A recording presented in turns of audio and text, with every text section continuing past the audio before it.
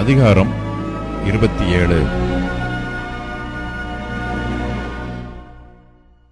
நாங்கள் இத்தாலியா தேசத்துக்கு கப்பல் ஏறி போகும்படி தீர்மானிக்கப்பட்ட போது பவுலையும் காவலில் வைக்கப்பட்டிருந்த வேறு சிலரையும் அகஸ்து பட்டாளத்தைச் சேர்ந்த யூலியு என்னும் பெயர் கொண்ட 100க்கு அதிபதியினிடத்தில் ஒப்புவித்தார்கள்.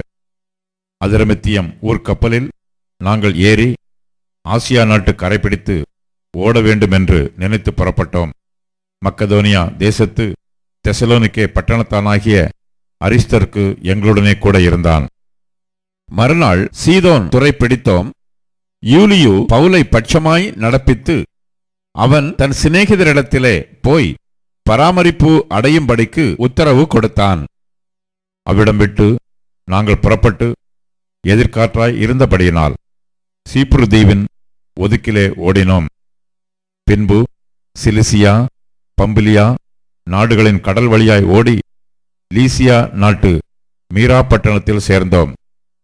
இத்தாலியாவுக்கு போகிற அலெக்சாந்திரியா பட்டணத்து கப்பலை 100க்கு அதிபதி அங்கே கண்டு எங்களை அதில் ஏற்றினான்.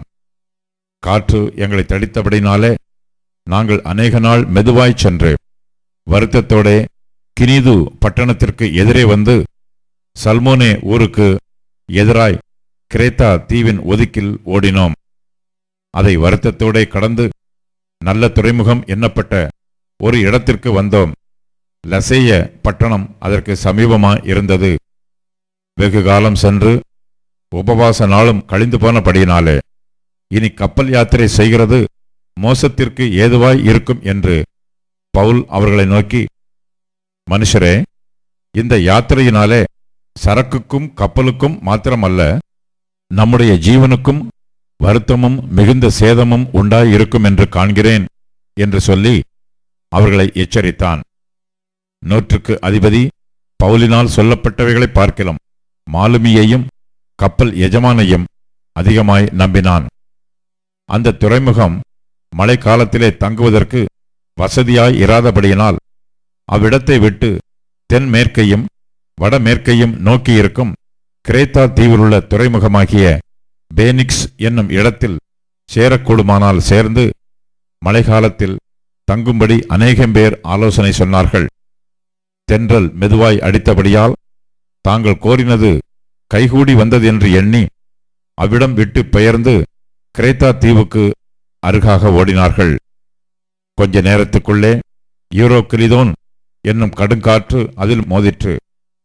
கப்பல் அதில் அகப்பட்டு கொண்டு காற்றுக்கு எதிர்த்து போகக்கூடாதபடியினால் காற்றின் போக்கிலே கொண்டு போகப்பட்டோம்.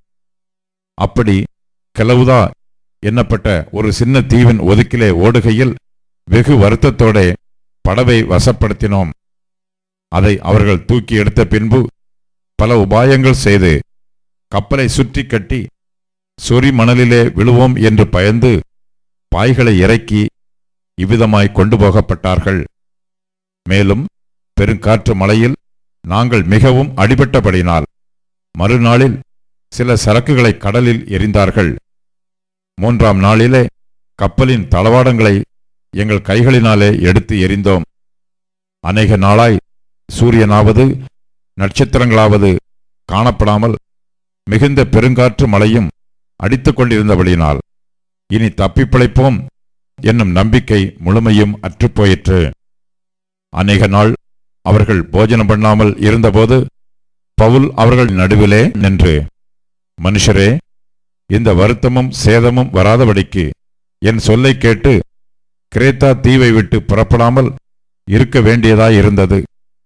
ஆகிலும் திடமனதாய் இருங்கள் என்று இப்பொழுது உங்களுக்கு தைரியம் சொல்லுகிறேன். கப்பற்சேதமே அல்லாமல் உங்களில் ஒருவனுக்கும் பிராணச்சேதம் வராது. ஏனென்றால் என்னை ஆட்கொண்டவரும் நான் சேவிக்கிறவருமான தேவனுடைய தூதனானவன் இந்த ராத்திரியிலே என்னிடத்தில் வந்து நின்று, பவுலே, பயப்படாதே, நீ ராயனுக்கு முன்பாக நிற்க வேண்டும்.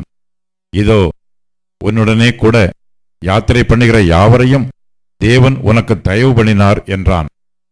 ஆனபடியினால் மனுஷரே, திடமனதாயிருங்கள், எனக்கு சொல்லப்பட்ட பிரகாரமாகவே நடக்கும் என்று தேவனிடத்தில் நம்பிக்கையாயிருக்கிறேன். ஆயினும் நாம் ஒரு தீவிலே விழ வேண்டியதாயிருக்கும் என்றான். 14ஆம் ராத்திரியானபோது நாங்கள் ஆதிரியாக் கடலிலே அலைவுபட்டு ஓடுகையில் நடுஜாமத்திலே கப்பலாட்களுக்கு ஒரு கரை கிட்டி வருகிறதாக தோன்றிற்று. உடனே அவர்கள் விழுதுவிட்டு 20 பாகம் என்று கண்டார்கள்.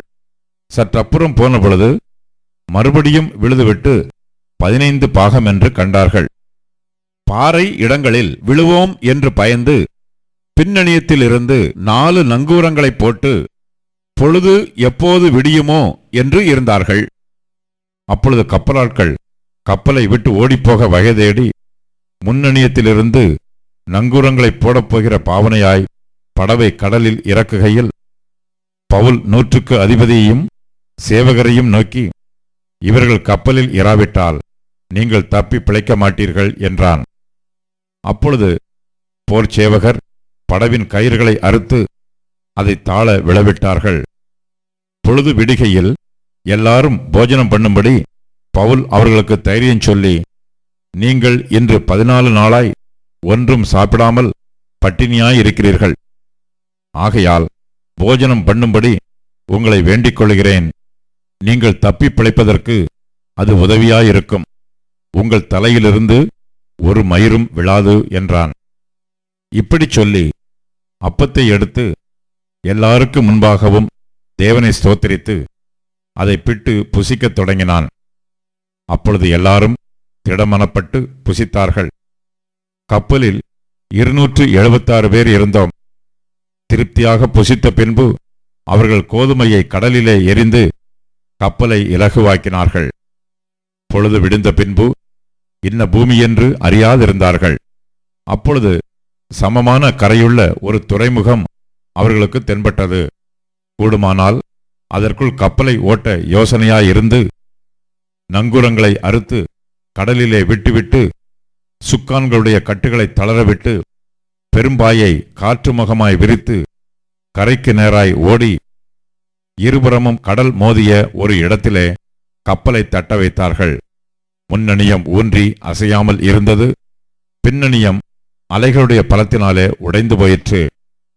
அப்பொழுது காவல் பண்ணப்பட்டவர்களில் ஒருவனும் நீந்தி ஓடிப்போகாதபடிக்கு அவர்களை கொன்று போட வேண்டும் என்று போர் சேவகர் யோசனையாயிருந்தார்கள். 100க்கு அதிபதி பவுலை காப்பாற்ற மனதாயிருந்து அவர்களுடைய யோசனையை தடுத்து நீந்தத்தக்கவர்கள் முந்திக் கடலில் விழுந்து கரையேறவும், மற்றவர்களில் சிலர் பலகைகள் மேலும் சிலர் கப்பல் துண்டுகள் மேலும் போய் கரையேறவும் கட்டளையிட்டான். இவ்விதமாய் எல்லாரும் தப்பி கரை சேர்ந்தார்கள்.